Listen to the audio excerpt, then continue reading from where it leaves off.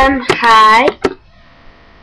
I thought I'd just like do some stuff where I read because I want you to so that you've got something to look at if you people that watch my videos.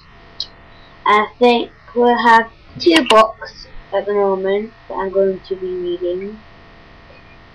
First one on my list is a book called The Naughtiest Girl in School, and the sequels are there are 9 more sequels, because it says have you got them all, and it says the naughtiest girl in school, the naughtiest girl again, the naughtiest girl is a monitor, the naughtiest girl, here's the naughtiest girl keeps a secret, the naughtiest girl helps a friend, the naughtiest girl saves the day, well done the naughtiest girl, the naughtiest girl wants to win, and the naughtiest girl marches on. And on the back it says Elizabeth Allen is spoilt and selfish. When she's sent away to boarding school, she makes up her mind to be the naughtiest pupil there's ever been. But Elizabeth soon finds out that being bad is as simple as it seems. So I'm going to be reading this one. Then after I've done chapter 1 of that, I'm going to do chapter 1 of a classic, Black Beauty, Wordsworth Classic by Anna Sewell. On the back it said, Black Beauty had a fine soft black coat, one white foot and a silver star on his forehead. This story of a horse's adventures, disappointments and joys is perhaps the most famous animal story of all time. Tens of millions of copies have been sold, and it remains as popular now as when it was first published over a century ago. There are lots of different ones, and I am looking. Let's have a newish one. It's new. I love the picture as well. Right, so we'll start off with The Naughtiest Girl by Enid Blyton. Chapter 1. The Naughty, Spoilt Girl. You'll have to go to school, Elizabeth, said Mrs. Allen. I think your governess is quite right. You are spoilt and naughty, and although Daddy and I were going to leave you here with Miss Scott when you weren't away, I think it would be better for you to go to school. Elizabeth stared at her mother in dismay. What? Leave her home, and her pony, and her dog, go and be with a lot of children who she would hate? Oh no, she would not go. I'll be good with Miss Scott, she said. You've said that before, said her mother. Miss Scott says she can't stay with you any longer, Elizabeth. Is it true that you put earwigs in her bed last night? Elizabeth giggled. Yes, she said, Miss Scott is so frightened of them. It's silly to be afraid of earwigs, isn't it? It is much sillier to put them into somebody's bed, said Mrs. Allen sternly. You have been spoilt, and you think you could do whatever you like. You are only a child, and we love you so much, Daddy and I, that I think we have given you too many lovely things, and allowed you too much freedom. Mummy, if you send me to school, I shall be so naughty that they'll send me back home again, said Elizabeth, shaking her curls back. She was a pretty girl with laughing blue eyes and dark brown curls. All her life she had done as she liked. 6 governesses had come and gone, but none of them had been able to make Elizabeth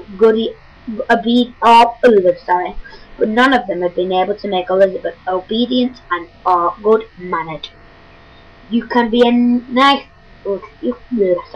Again, I'm not very good at that, like saying over and over. Lots. I'll try that again. 6 governesses had come and gone, but none of them had been able to make Elizabeth obedient or good-mannered. You can be such a nice little girl, they had all said to her, but all you think of is getting into mischief and being rude about it. And now when she said that she would be so naughty at school that they would have to send her home. Her mother looked at her in despair. She loved Elizabeth very much and wanted her to be happy. But how could she be happy if she did not learn to be as other children learn? You have been alone too much, Elizabeth, she said. You should have had other children to play with and work with. I don't like other children, said Elizabeth so quiet. It was quite true. She didn't like boys and girls at all.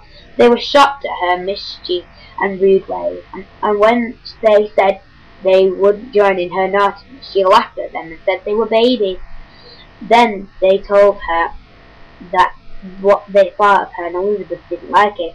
So now she thought of going away to school and living with other boys and girls made Elizabeth feel dreadful. Please don't send me, she begged. I really will be good at home. No, Elizabeth, said her mother. Daddy and I must go away for the whole year. And as Miss Scott won't stay, and we could not expect to find another goodness quickly before we go, it is best you should go to school. You have a good brain and you should be able to do your work well and get to the top of the farm. Then we shall be proud of you. I shan't work at all, said Elizabeth, pouting. I won't work a bit, and they'll think I'm so stupid they won't keep me. Well, Elizabeth, if you want to make things difficult for yourself, you'll have to, said Mother, getting up. We have written to Miss Bell and Miss Bess, who run watelillies.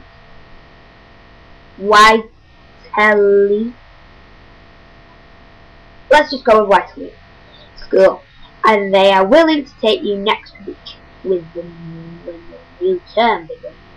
Miss Scott will get you all your things ready. Please help her all you can. Elizabeth was very angry and upset.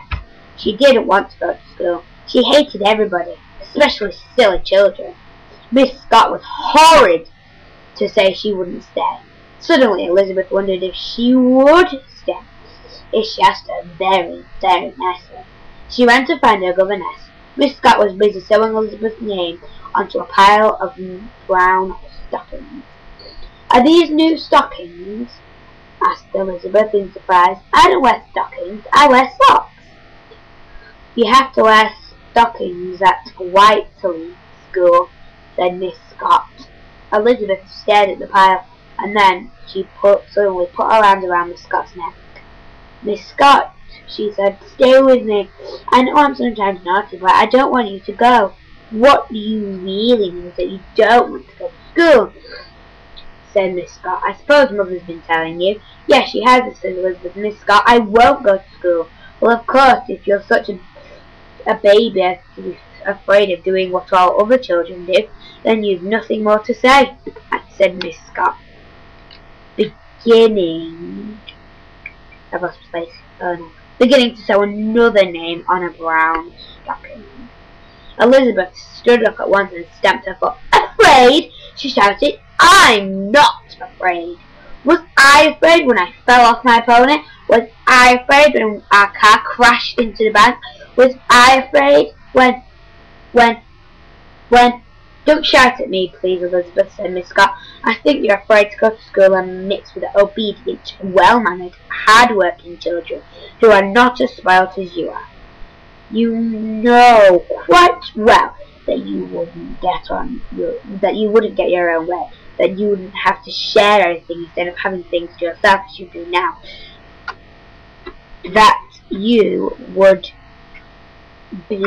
have to be punctual, polite, and obedient, and you are afraid to go. I'm not, shouted Elizabeth. I shall go, but I shall be so naughty and lazy that they won't keep me, and then I'll come back home and you'll have to look after me again. So, there. My dear Elizabeth, I shan't be here, said Miss Scott, taking another stocking. I'm going to another family where I shall have 2 little boys to teach. I'm going the day you go to school, so you can't come back home because I shan't be here and your mother and father will be away and the house will be shut up. Elizabeth burst upstairs. She sobbed so loudly that Miss Scott was really fond of the spoiled, naughty girl, put her arm around her and comforted her.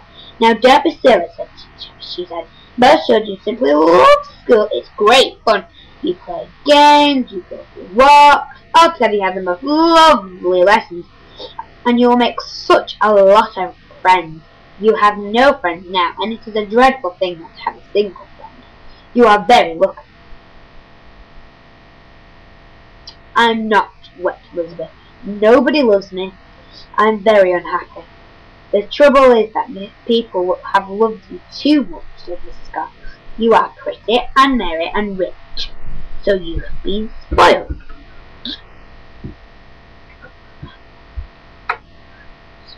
People like the way you look, the way you smile, and your pretty clothes, so they fuss you and pet you and spoil you instead of treating you like an ordinary child. But it isn't enough to have a pretty face and a merry smile. You must have a good heart too.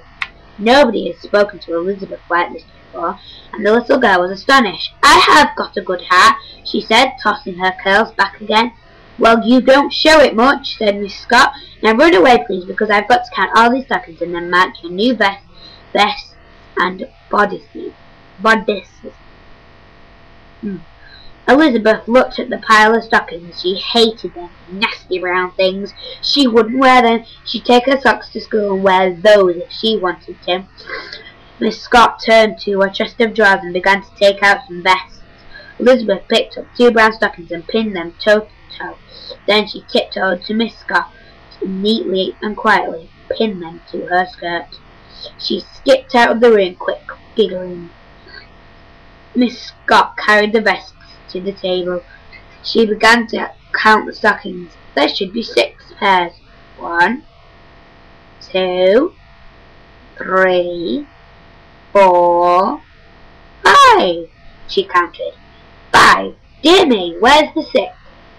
She looked on the floor. She looked on the chair. She was really vexed. She counted the pile again. Then she went to the door and looked for Elizabeth. The little girl was pulling something out of the cupboard on the landing. Elizabeth, called Miss Scott sharply, have you got a pair of brown stockings? No, Miss Scott, said Elizabeth, making her eyes look round and surprised. Why, did you take them out of this room? No, really, Miss Scott, said Elizabeth truthfully, trying not to laugh as she caught sight of the stockings swinging at Miss Scott's back. I'm sure all the stockings are in the room, Miss Scott. Really? Then perhaps your mother has a pair, said Miss Scott. I'll go and ask her. Off marched the governess down the landing, the pin brown stockings trailing behind her like a tail. Elizabeth put her head into the cupboard and squealed with laughter. Miss Scott went into her mother's room. Excuse me, Miss Allen, she said, but have you one of Elizabeth's new pairs of stockings? I've only had 5 pairs. No, I gave you them all, said Miss Allen. Said Mrs. Allen, surprised. They must be together. Perhaps you have dropped them somewhere. Miss Scott turned to go, and Miss Allen caught sight of the brown stockings following Miss Scott. She looked at them in astonishment. Wait, Miss Scott, she said. What's this? She went to Miss Scott and unpinned the stockings. The governess looked at Mrs. Allen. Elizabeth, of course, she said. Yes, Elizabeth, said Mrs. Allen. Always in mischief. I really never knew such a child in my life. It is high time she went to school. Don't you agree, Miss Scott? I do, said Miss Scott heartily. You will see a different and much nicer child when you come back home again, Mrs. Allen. Elizabeth was passing by and heard what her mother and her governess were saying. She hit the door with the book she was carrying and shouted angrily. You won't see me any different, Mother. You won't. I'll be worse. You couldn't be, said Mrs. Allen in despair. You really couldn't be worse. So yeah, that's chapter 1. Forgot what the chapter was called, but the naughty spoiled girl. In the next one I make would be chapter 2, Elizabeth Goes to School.